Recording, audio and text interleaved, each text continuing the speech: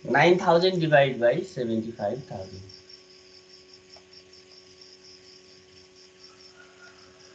Total assets turnover and return on assets. 0.12. Total assets turnover कति? ROA 0.12 आछ 0.12 भनेको 12% भयो. माथिको 2 आहा sir 2 times.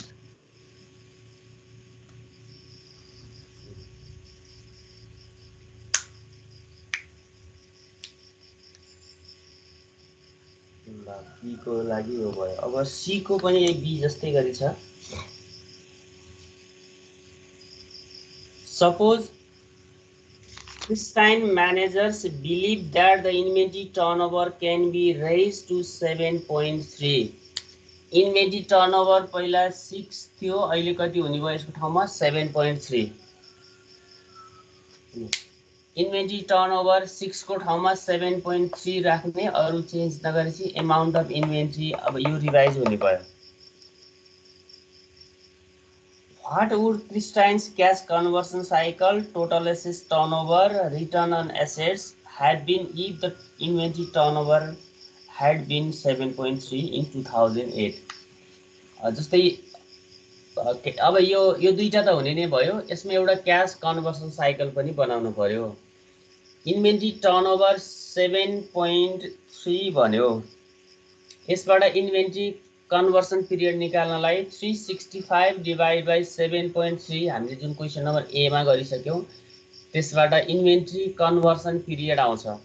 Inventory conversion period आएपछि त्यो इन्भेन्ट्री कन्भर्सन पिरियड मात्रै चेन्ज हुने हो. अरु दुईवटा के भयो त क्याश कन्भर्सन साइकलको पेएबल डिफरल पिरियड र DSO or receivable conversion period as it is छ. एउटा त्यो एन्सर सल्भ हुने भयो.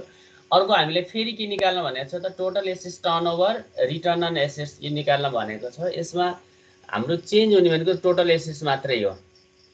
टोटल एसेट्स को लागि inventory turnover is equal to यही फर्मुलामा जाने. 6 को ठाउँमा 7.3 राख्ने. सेल्स एज इट इज छ, कन्स्ट्यान्ट छ त्यो. इन्भेन्ट्री को एमाउन्ट अब यो भन्दा फरक आउने भयो. अरु डीएसओ र यो चेन्ज नभएको हुनाले रिसिभेबल त्यही हो, निकाल्नु परेन किन इन्भेन्ट्री टर्नओभर मात्रै चेन्ज भएको छ. र त्यसमा करेन्ट एसेट्स निकाल्नलाई इन्भेन्ट्री अबको नयाँ इन्भेन्ट्री आउने भयो. रिसिभेबल यही 15,000 नै हुन्छ. टोटल जोड्ने, टोटल करेन्ट एसेट्स आयो. टोटल एसेट्स निकाल्नलाई करेन्ट एसेट्स यो चेन्ज भएर आएको हुन्छ. जस्तै यो 25,000 नभएर यो चेन्ज हुन्छ, जसले गर्दा यो टोटल करेन्ट एसेट्सलाई पनि चेन्ज बनाउँछ. र करेन्ट एसेट्स न्यू आउँछ. फिक्स एसेट्स 35 हो, यसको ठाउँमा 75,000 को ठाउँमा अर्कै एमाउन्ट आउँछ. र अब यो टोटल एसेट्स को ठाउँमा मात्रै चेन्ज गर्ने, यो दुईटालाई मात्रै. सेल्स र नेट इन्कम यथावत छ.